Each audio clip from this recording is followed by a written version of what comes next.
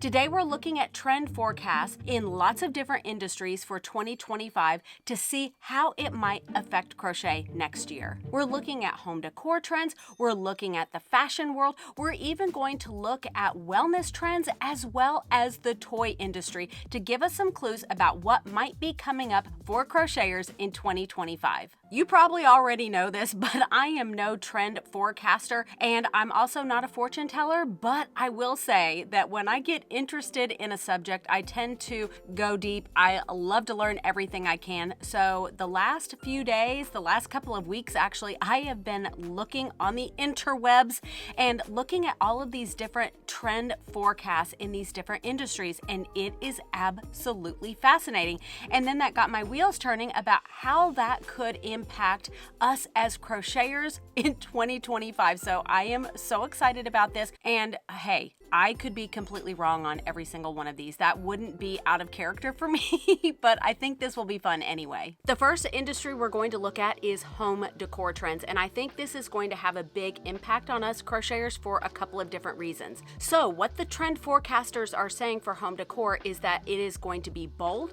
it's going to be a lot of natural elements as well as texture. People are increasingly prioritizing eco-friendly and recycled materials, and I think this is definitely going to have an impact on us crocheters because I have been seeing more and more yarn companies putting out recycled yarns, and that is so exciting. I'm actually going to be testing some out in a very future video, and I'm so excited about it. But another trend that is being predicted for 2025 is color. In the past few years, we've seen a lot of neutrals and beiges and whites, and I think that the trend forecasters are saying that that's really going away. And I have been seeing this on Instagram a lot lately, is color drenching. What I mean by that is that the walls, the trim, and even the ceiling are all the same color. Have you seen this trend? It is really interesting, and the first time I saw it, I thought,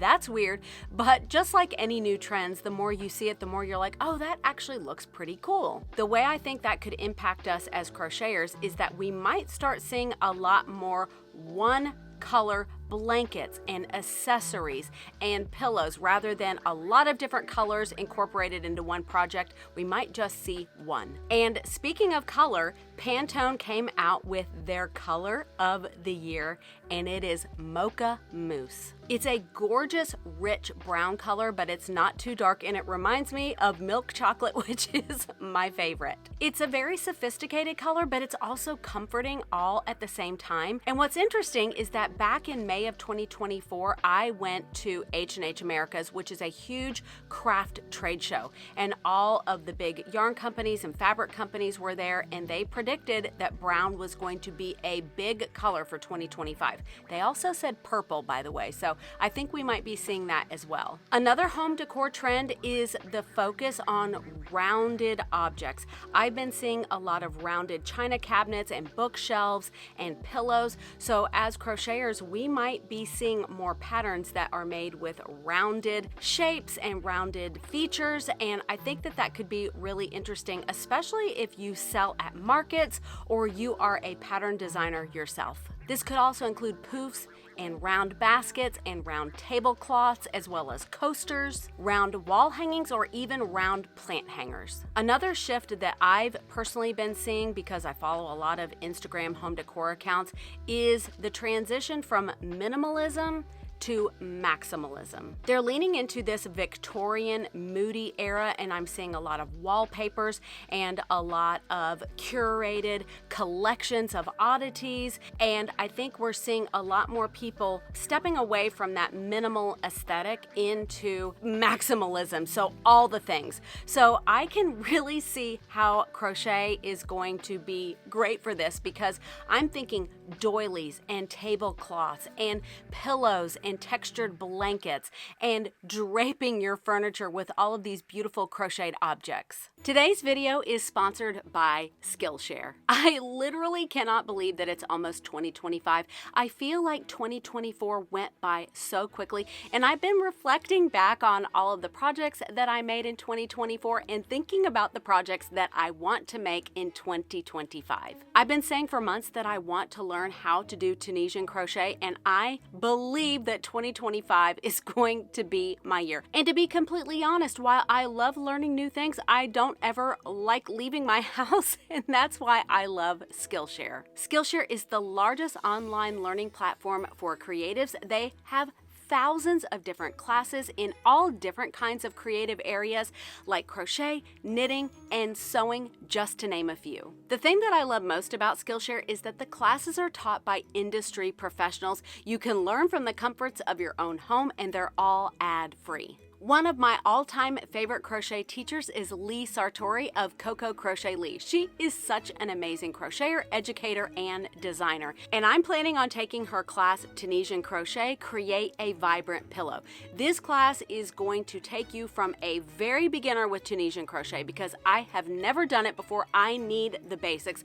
And it's going to take you all the way through making this gorgeous pillow, which is very on trend, I think, for 2025. But what's even better is that the first 500 people to click my link in the description box will get a 1-month free trial to Skillshare. Get started today. Thank you so much to Skillshare for sponsoring today's video. Now, we cannot talk about trends without including the fashion industry. Now, I am no fashionista. I do not keep up with fashion trends in my own style, but I do think that this is really interesting for us as crocheters. The trend forecasters are predicting that sustainability is going to continue to be a big trend into 2025. This includes the continuation of slow fashion, upcycled clothing, as well as secondhand shopping. I've been seeing this trend on Instagram and TikTok where people are taking secondhand clothing, whether it's an old jean jacket or maybe they found an old pair of jeans that has a hole in it or a rip and they don't want it there,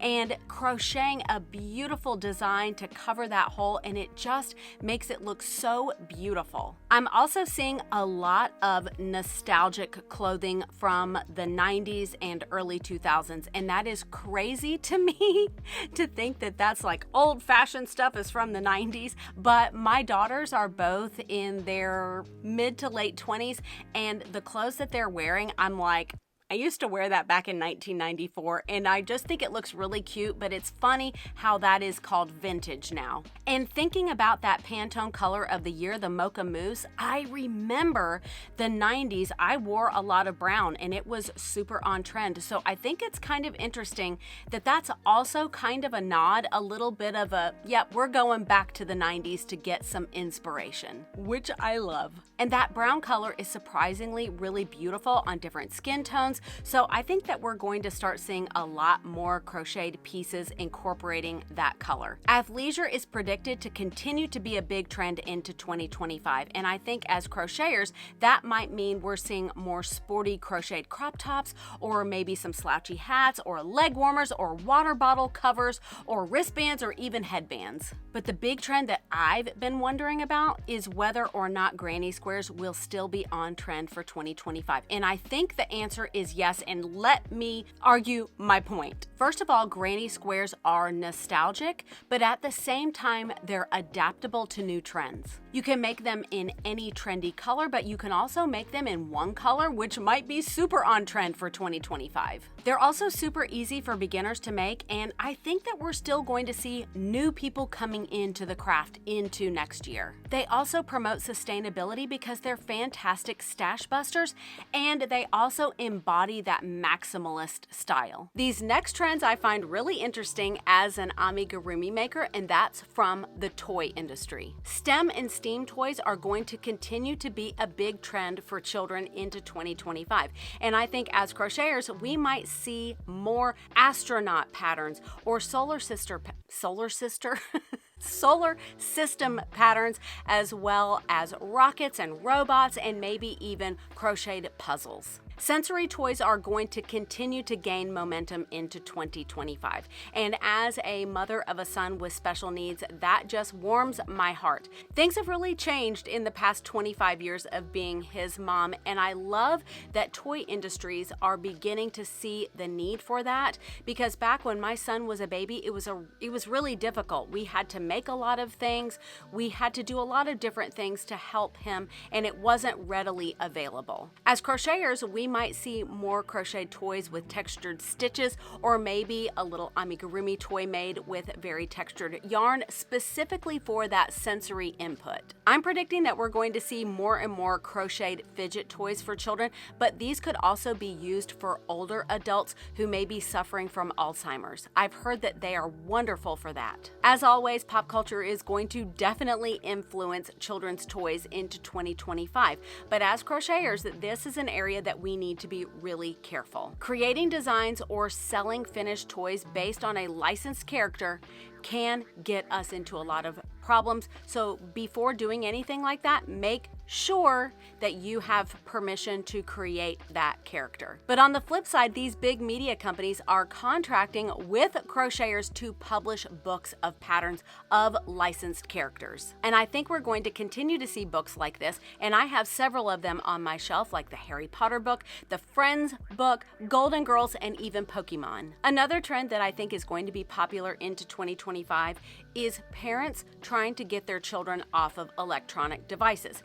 And the way that I think that this is going to impact us as crocheters is I think that we're going to start seeing more and more little tea sets, a little farm set, a little cityscape, dolls with all of the little wardrobe and all the little accessories, anything to keep the kids engaged and not on those screens. Plus, I really think crocheted kits are going to be geared more and more towards older kids, maybe in that 10 to 12-year-old range, because parents do want their kids off of electronic devices. And I think things like the Woobles, and there are a lot of other kits like that out there, are going to be marketed more and more to kids. In addition to all of that, I think that the trend of going back to the 90s and 2000s is also going to impact the toy industry and us as amigurumi makers. So I think we're going to see more crocheted patterns for toys that were big in the 90s and early 2000s, like Tamagotchis, or, oh my goodness, my kids had these. Do you remember Furbies?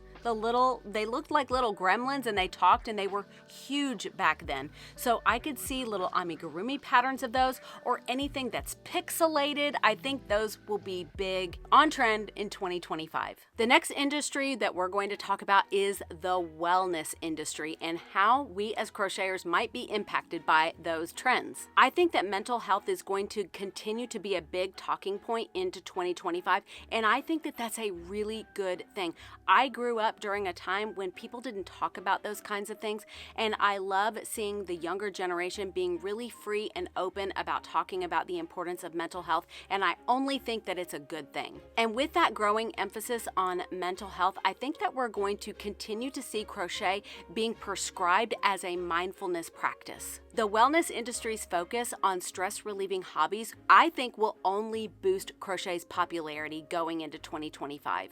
And the reason why I think that crochet is going to continue to gain in popularity is that it's accessible to beginners. You don't need a lot of equipment to get started. The equipment doesn't need to be expensive. It's relaxing and it's repetitive. And I think that it gives you all of those calming effects that we need in our fast-paced world. So I think that crochet projects that promote self-care, like weighted blankets, eye masks, hot water bottle covers, neck wraps, and face scrubbies, I think these projects are going to continue to be really popular into 2025. Now, this next part is based on my own personal observation, and I could be completely wrong on this. Well, honestly, I could be completely wrong on everything I've been talking about, but I didn't do any trend forecasting research about this. This is just my personal opinion, but I am a huge book lover, and I know I've shared that before. I think that we're going to continue to see crochet bookmarks, crochet book sleeves, crochet book covers, crocheted